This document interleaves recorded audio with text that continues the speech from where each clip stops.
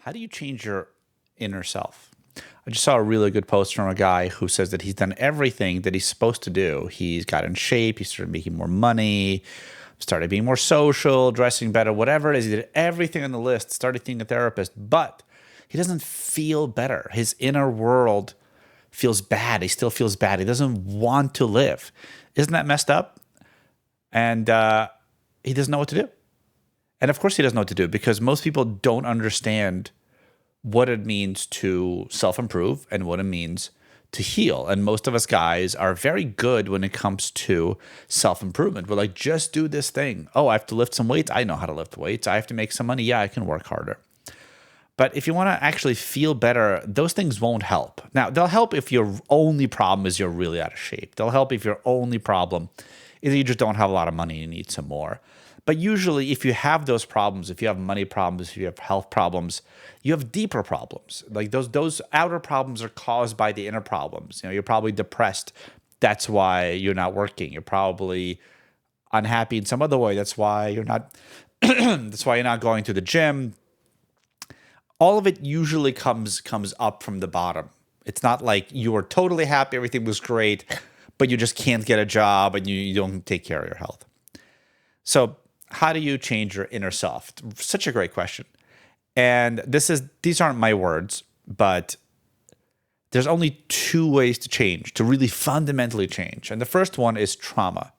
If you get traumatized, really traumatized, I don't mean someone says something mean to you. I mean traumatized. That changes your inner self. That damages your inner self. And if you have these inner problems, people talk about, oh, you have depression like a disease. Basically, and again, I'm not a doctor, so this is not medical advice, but the more research I do and the more I read and the more I've experienced in myself and people close to me, more or less all the psychological diseases, the ones that aren't caused by physical issues, if you don't have like a nail stuck in your head, they're all various responses to trauma. Usually it's trauma from when you're fairly young, a trauma that you don't remember, not like big trauma like someone exploded in front of you, but small repeated traumas. You weren't appreciated, you were constantly yelled at. People just didn't think you're good enough, you never got approval, you never got attention.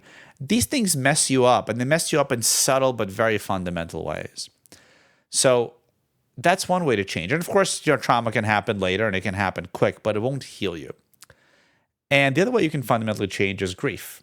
Grief is, when someone dies and eventually you accept it and you cry and you let go. That's its own process. Grief seems to be the process of healing traumas.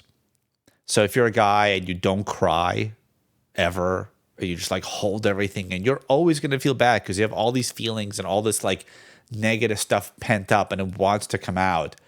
And you are going to have to access that. You have to learn how to access that. And it's going to be the scariest damn thing you have ever experienced. It's going to be the most vulnerable, raw, horrible thing, especially if you're the kind of person that is afraid to show their feelings, that's afraid to feel things. And if you're the kind of guy that has like the strength and tenacity and organization and self-drive to fix all these outer issues, even though you feel bad, if you're the kind of guy that can go to the gym and can work hard and can take care of yourself and can take care of your family, then you have a chance. You have a chance of figuring out, not by yourself, but you have a chance of figuring out how to heal yourself and how to heal the trauma and get to a place where you actually feel good inside.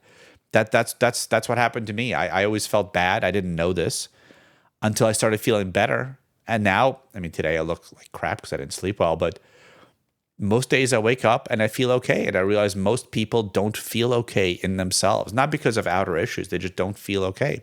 And that's how it was most of my life. So if this is what you want to do, and if you're willing to work and you're willing to face these very, very painful and hurt part of yourselves, what you need to do is you need to find the book. It's called CPTSD or Complex PTSD by Pete Walker. It's like From Surviving to Thriving. And you might think, I don't have PTSD. I wasn't in a war zone. Well, sure, you weren't in a war zone, but if you feel bad, almost certainly you were traumatized somehow. So take my word for it. You don't have anything to lose. You just have to practice some courage.